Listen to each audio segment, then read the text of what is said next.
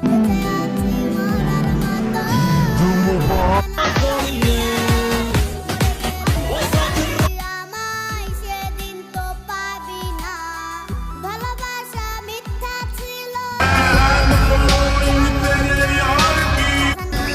লিল্লাহি ওয়া ইন্না ইলাইহি রাজিউন। এই মুহূর্তে সময় টিভিতে থাকা আশিক।